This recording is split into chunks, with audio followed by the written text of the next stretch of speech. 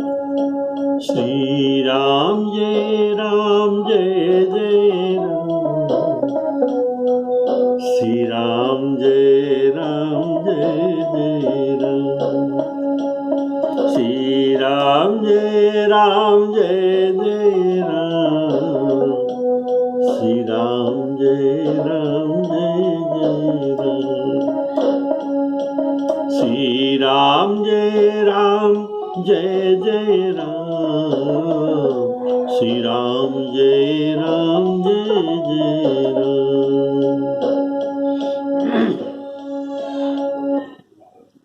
आदरणीय सभी राम कथा की रसिक श्रोताओं को सादर अभिनंदन करके, श्री सीताराम कहकर अभिनंदन करके सबको राम कथा के लिए स्वागत करता हूँ। बोलिए सियावर रामचंद्र की जय। आपने सुन रहे थे कि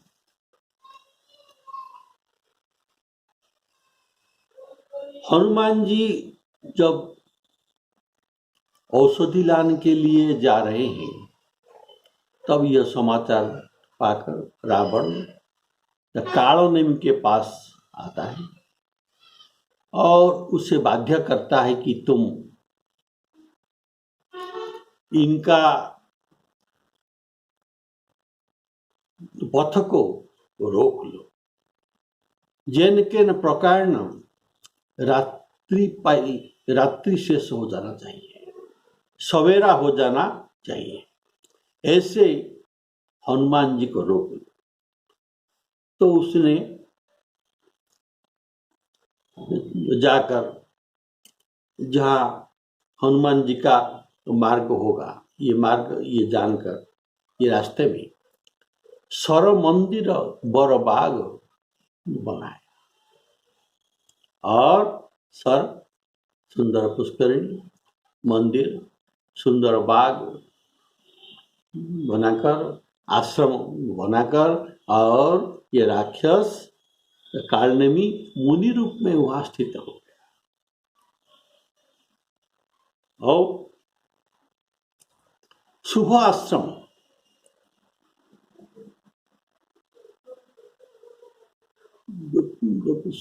शुभ आश्रम जो देखने के मन दिल खुश हो जाता है। जैसे नव रामायुध अंकित गृह, शोभा बरनी न जाई। रामा शोभा बरनी न जाई।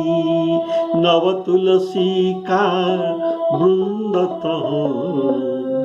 देखी हरस कपिराई हो रामा। देखी हरस कपिराई। ऐसे हनुमान जी को खुशी करने के लिए, प्रसन्न करने के लिए शुभ आश्रम ये बनाया। और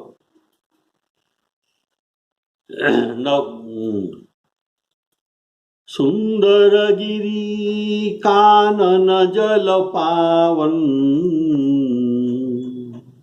और सुचि सुंदर आश्रम निरखी।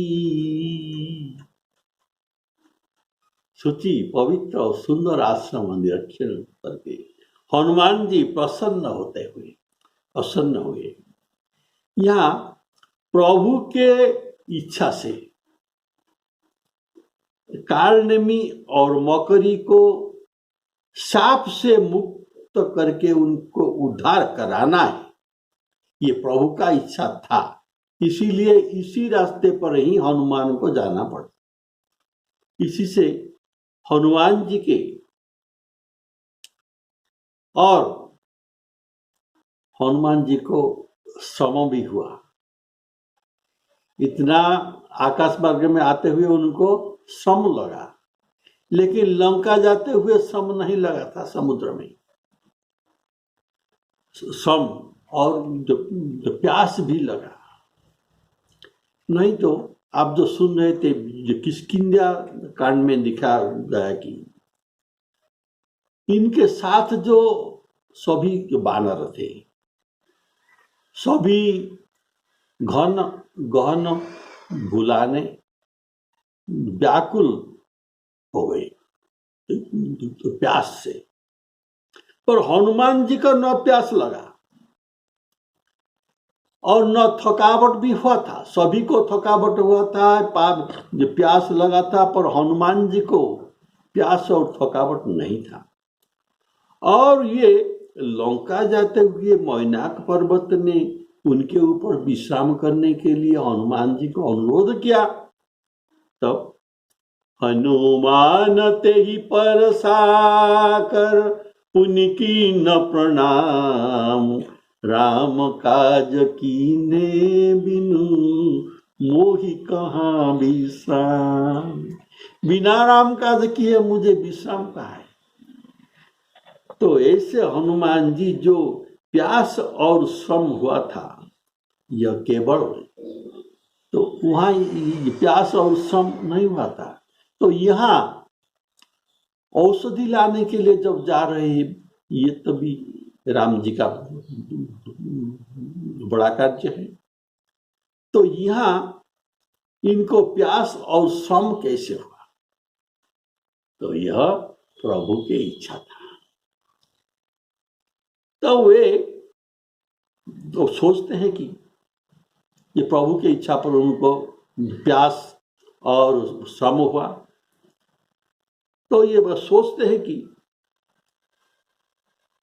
तो क्यों न इस मुनि के सुंदर आश्रम में पानी पीकर और श्रम लाघव करके यहाँ से चले जाओ। अतः हनुमान जी ऐसा सोचकर पानी पीने के लिए नीचे उतरा। जो नीचे उतरा,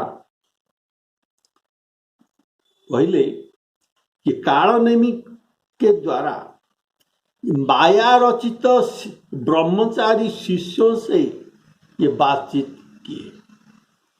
उन्होंने इनको पहले मिले तो उनको हनुमान जी ने पूछा, जल कहाँ है?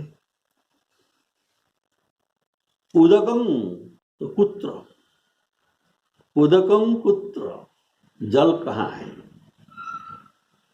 उदकं कुत्र विद्यते, मुझे जल दिखाओ, दर्शय में जलम, जल कहाँ है, मुझे जल दिखाओ। तब बटुक ने उन्हें विस्तीर्ण जलाशय दिखा दिए। ततो बटो दर्शय विस्तीर्ण,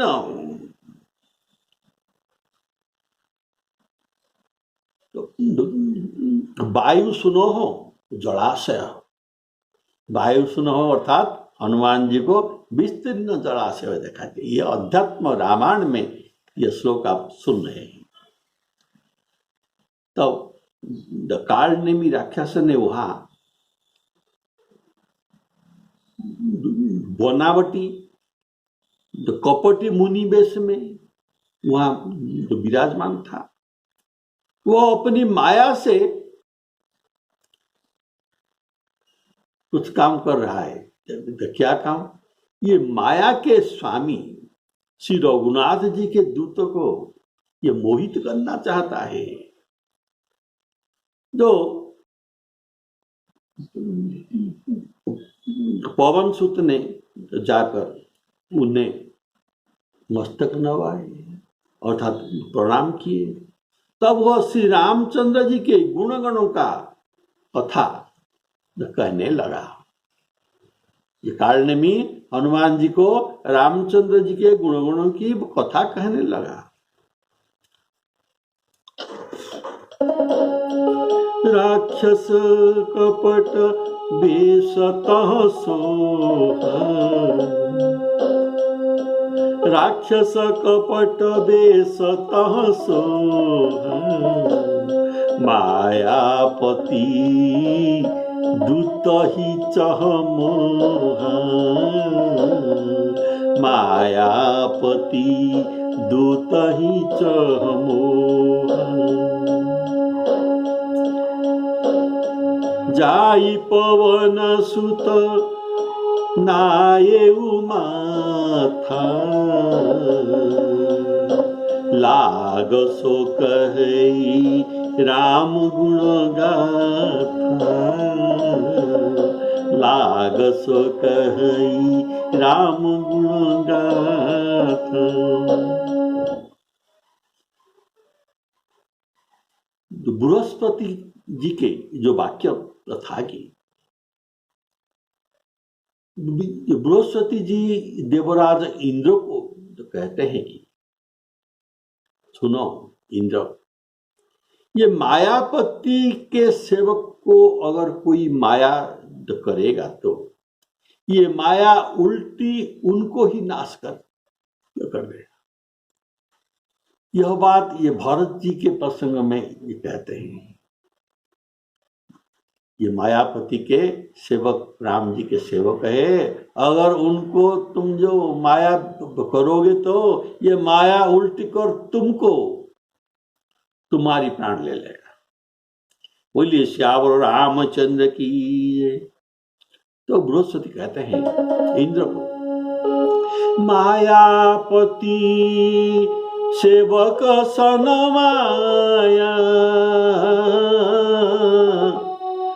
करइत उलटी परही सुरराया। राम सिया राम जय जय राम। तो मायापति के दूत सेवक को माया करने से क्या फल होता है, यहाँ प्रत्यक्ष प्रमाण आप देखेंगे ये कारणमी प्रसंग। तो यहाँ ये वाक्य का चरितार्थ और प्रमाण हो जाएगा। यह माया रघुपति के सेवक को मोहित नहीं कर सकेगा, क्योंकि क्यों मोहित नहीं कर सकेगा? जिनके रखवारे स्वयं रमापति रामचंद्र है, उनको कौन मोहित कर सकता है? सीम की चापी सकई को तासु,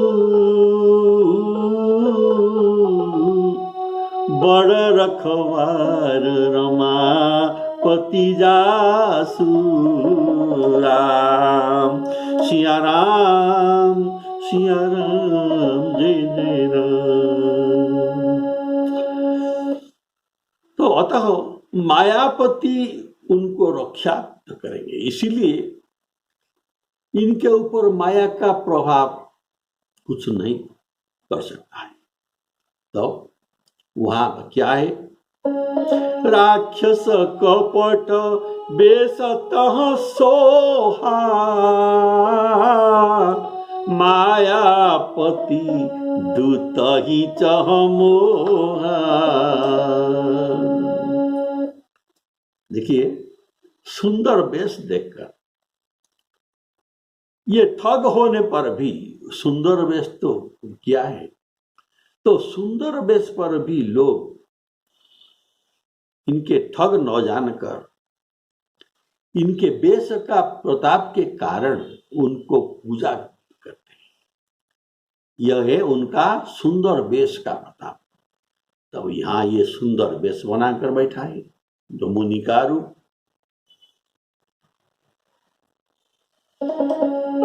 लखी सुबेश जग वंचक जेऊ, बेश प्रताप पूजिहि तेऊ।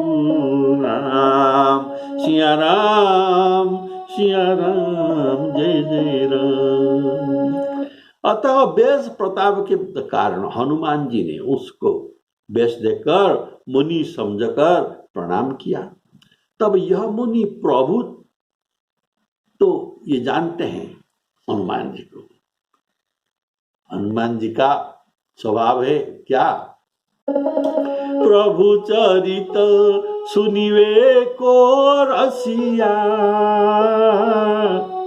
राम लखन सीता मनवासिया। तो जिनको राम चरित्र सुनने का प्रिय है, उनको मनाने के लिए, उनको प्रसन्न करने के लिए रामचरित्र ही सुनाना है। तो इसीलिए ये प्रभु चरित्र सुनिवे को रसिया, श्री हनुमान जी को मोहित करने के लिए श्री राम जी के गुणगान सुनाने लगा। और हनुमान जी रामचरित्र के रसिक भी है। जो गोस्वामी जी कहते हैं, सीताराम गुण ग्राम पुण्यारण्य बिहारिणौ, वंदे विशुद्ध विज्ञानम कवीश्वर कपीश्वर। बालकांड का मंगलाचरण में ये श्लोक देते हैं। ये कॉपी है, कॉपी अरण्य में घूमने के लिए इनको अच्छा लगता है। तो हनुमान जी जो कॉपी है, ये कौन सा अरण्य में घूमने के लिए इनको अच्छा लगेगा? तो सीताराम गुणग्राम रूपी अरण्य में ये घूमते हैं। सीताराम गुणग्राम ऐसे पुण्य अरण्य में बिहारी न हो, सदा विहार करते हैं। तो इसीलिए इनको रामचरित्र सुनाने लगा। कपटी मुनि को यह डर था कि क्या डर, कहीं ये हनुमान प्रणाम करके ये तुरंत न चल जाए। इसलिए न पूछने पर भी राम जी के गुणग्राम सुनाने शुरू कर दिया, जैसे ये उठ न सके। इन्हें सरोवर तक, इनको सवेरा तक मुझे रोकना है। जाई पवन सुत नाये माथा, लागस कहि राम गुणगाथा। कालनेमी ने कहा, रावण और श्री रामचंद्र जी में घोर युद्ध हो रहा है। श्री रामचंद्र जी अवश्य जीतेंगे, इसमें कोई संदेह नहीं है। हे भाई, मैं यहाँ से ही बैठकर देख रहा हूं, मुझे ज्ञान दृष्टि अधिक है। ज्ञान दृष्टि का बड़ मुझ में अधिक है, इसीलिए मैंने यहाँ बैठकर भी सब कुछ देख सकता हूं। तो हनुमान जी ने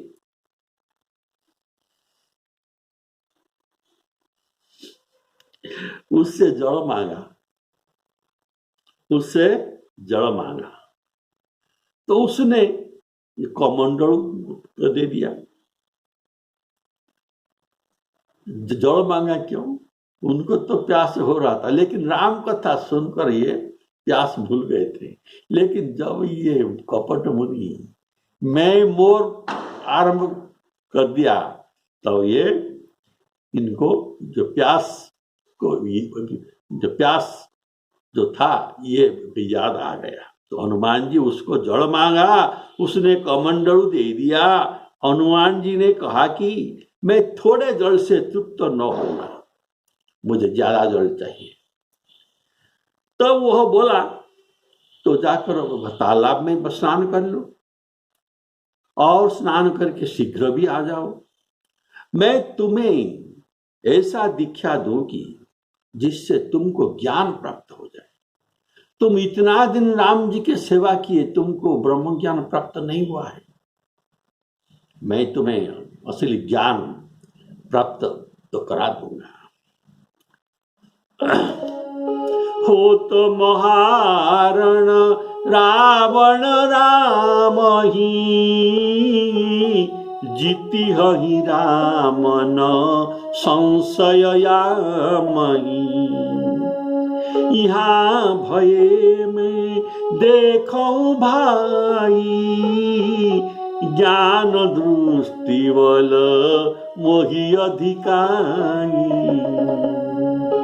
मांगा जल ते ही दीन कमंडल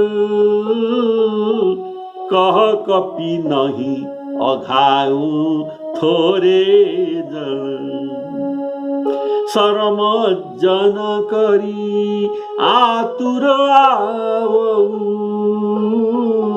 देऊ दीक्षा ज्ञान जेहि पाओ राम सिया राम जय जय राम राम सिया राम जय जय राम।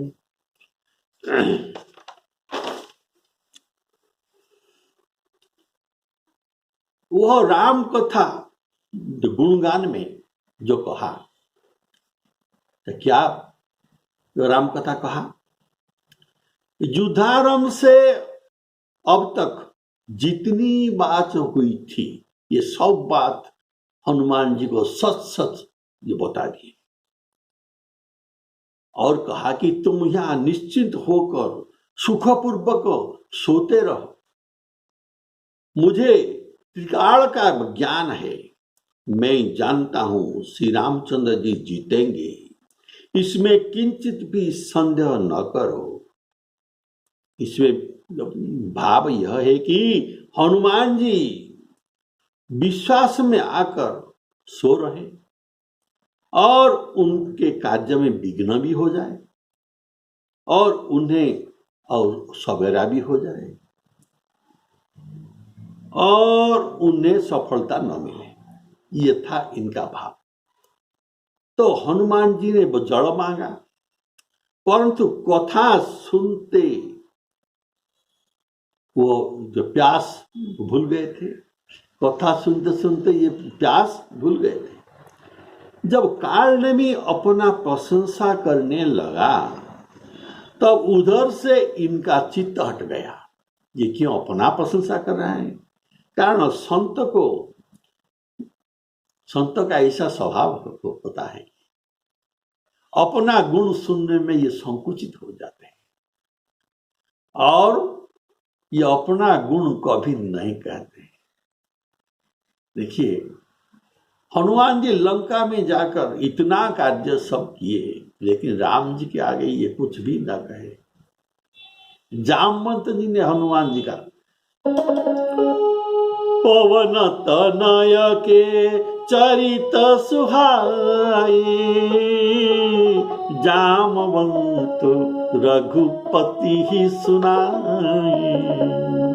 तो ये संत अपनी असली संत ये अपनी मुख में अपनी प्रशंसा कभी नहीं कहते और कभी और अगर कोई दूसरा इनका प्रशंसा करते हैं तो ये संकुचित होकर मुख नीचा कर देते हैं। तो ये अपनी मुख से अपना प्रशंसा कर रहा है, इसीलिए इनका मन कथा से हट गया। निज गुण सुनत सदा सकुचाई, पर गुण सुनत अधिक हरसाई। ये है संत का स्वभाव। और ये तो अपना गुण कर रहा है, तो पुनः कालनेमी राम कथा कहने लगा। जब फिर मैं मोही कहा तो फिर दुबचित हट गया। अध्यात्म रामायण में जो वर्णित है सुंदर वाक्य सुनिए। कमंडलु गत तोयं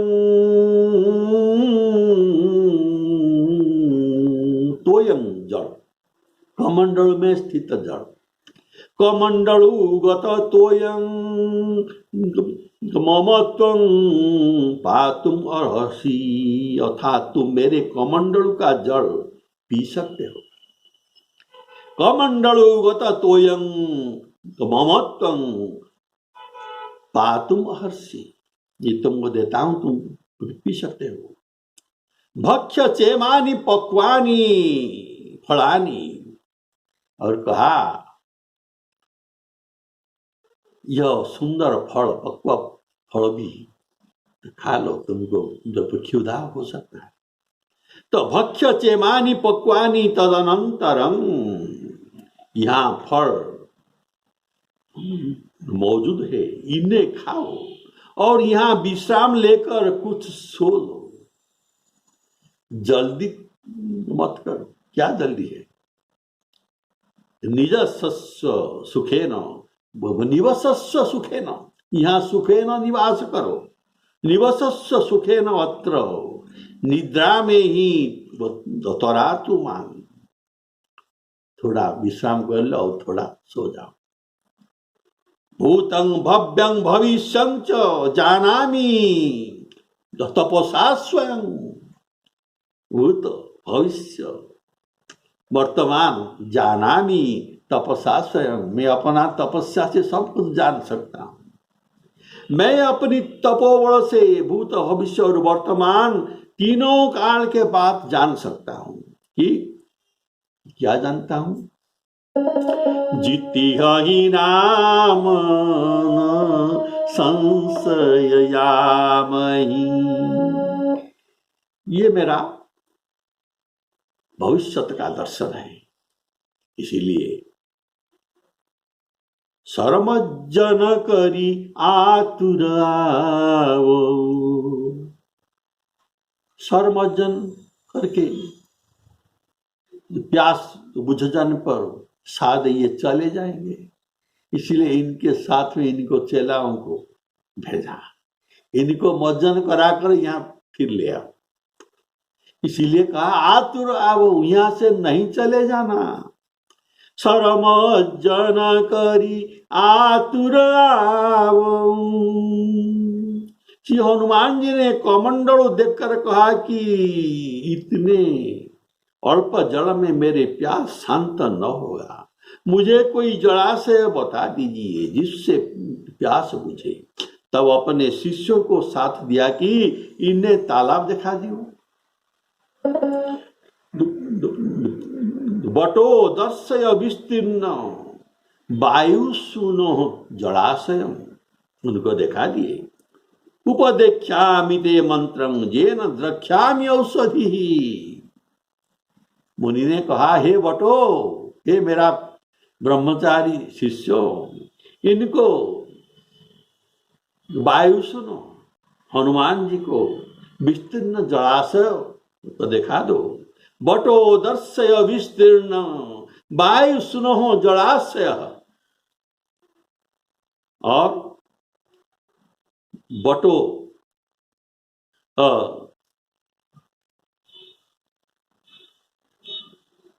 और निमिल्य चाखिणी तोयम पीत्वा गच्छ ममांतिका, वहां से जलपान कर मेरे पास आओ।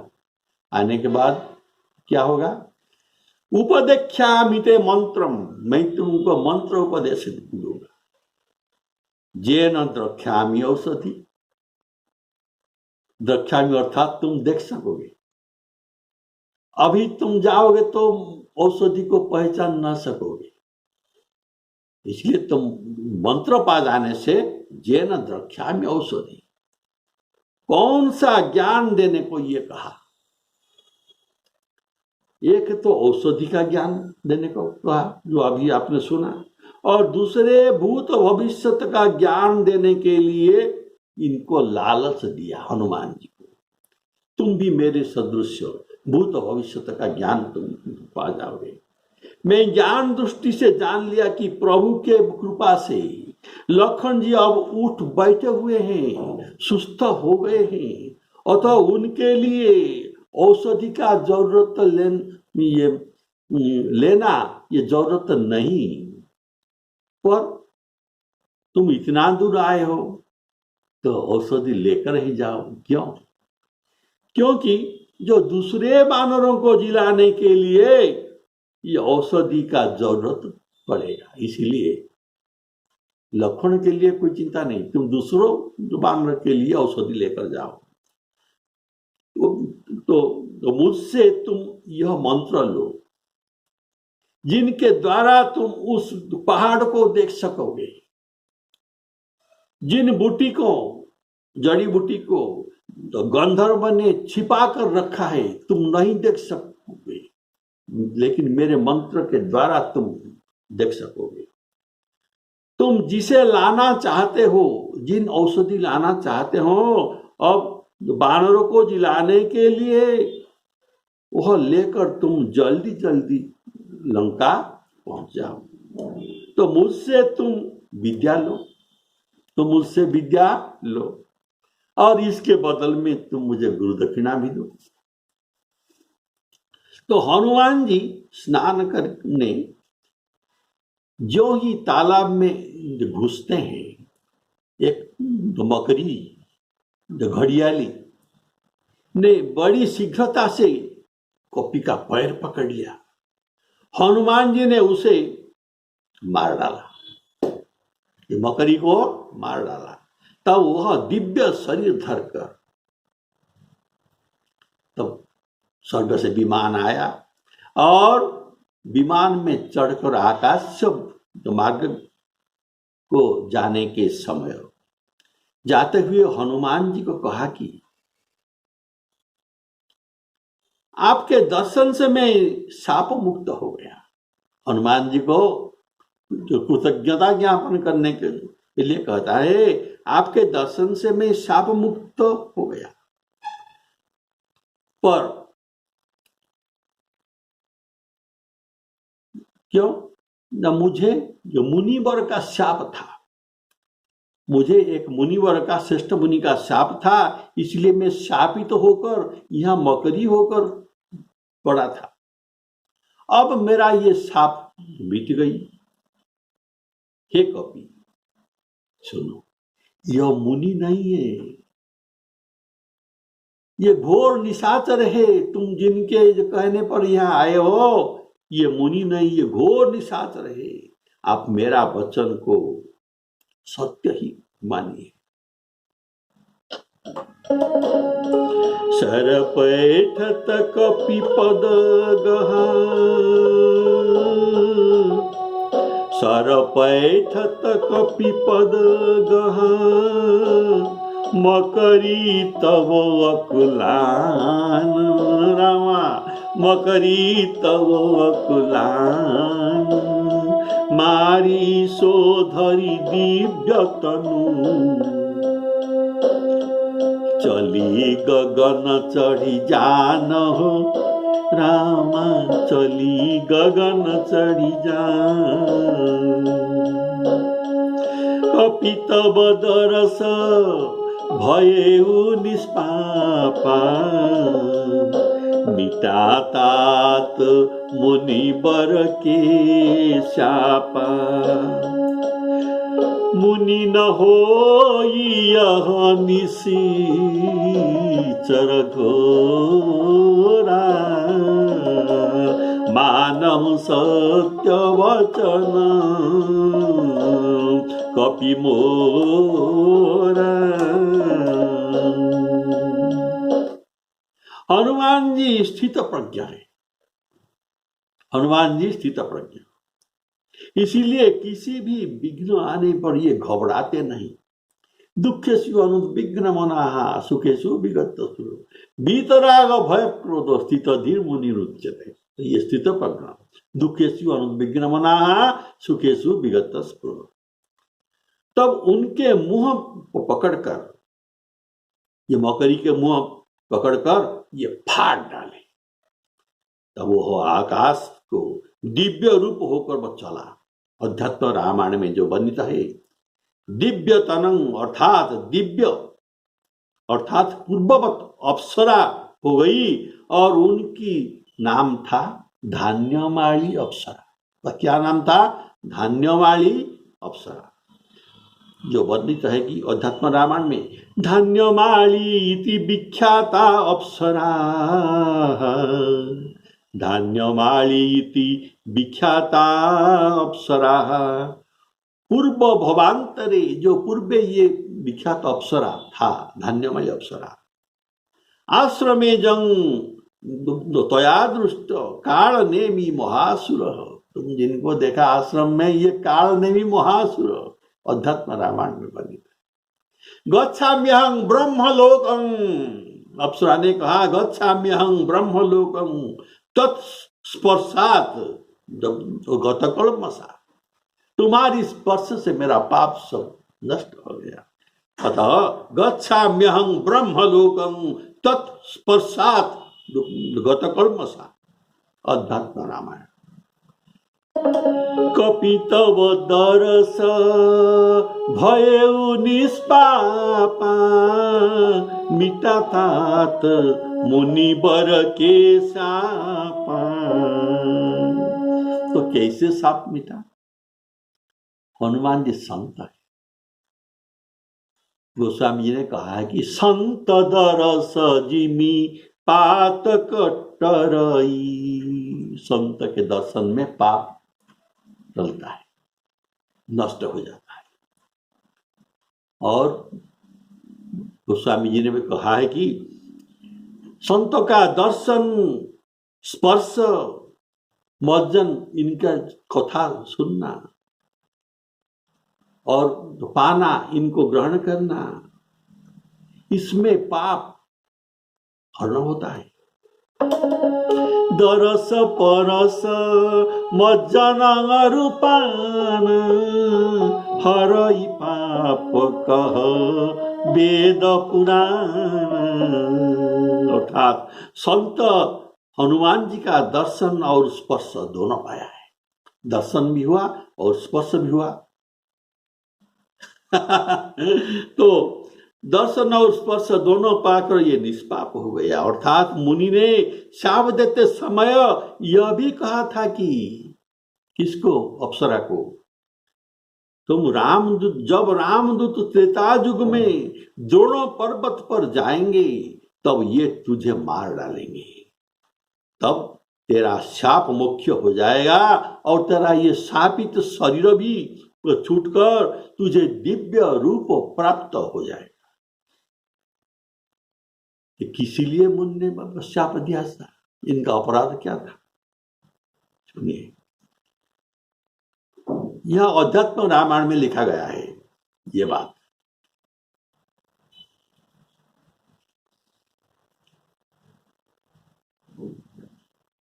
कहा गया है कि मुनि ने मुझे रति मांगा।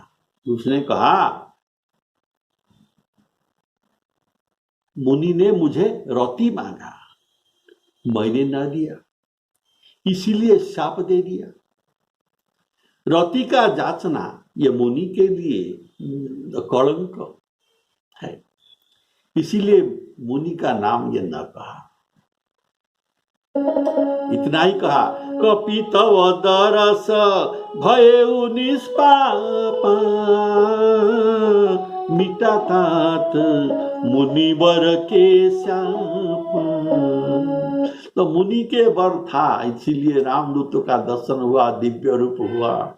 तो इसीलिए ये मुनि के लिए आभारी भी है, इसीलिए मुनि का नाम न बताया।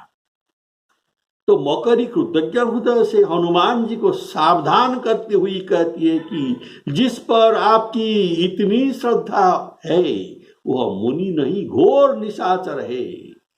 वह आपको ठगने के लिए आया है। मेरे वचन को सत्य मानिए, मैं आपसे उपकृत हूं, अतः मैं आपसे कृतज्ञ हूं। अतः असत्य आपको मैं नहीं कह सकता। मेरे लिए स्वर्ग से देखो विमान भी आया है। अगर मैं मिथ्या कहता हूं तो ये विमान में मैं बैठ नहीं सकता और स्वर्ग को भी नहीं जा सकता। अतः मुनि न होई यह निशिचर घोरा, मानहु सत्य वचन कपि मोरा। ऐसा कहकर अप्सरा चली गई विमान में बैठकर, और निशिचर के पास हनुमान जी आ गए। उनसे हनुमान जी राम कथा सुने, राम कथा रसिया। उनको क्या दक्षिणा देंगे? उनको दक्षिणा देंगे, क्या दक्षिणा देंगे? और ये क्या दक्षिणा राम हनुमान जी से पाएंगे? ये अनोखा चरित्र, अत्यंत भावपूर्ण चरित्र आप अगली एपिसोड में सुनेंगे। और इनको दक्षिणा देकर जौस दिलाने के लिए आगे बढ़ेंगे। बोलिए सीताराम अर्पणमस्तु।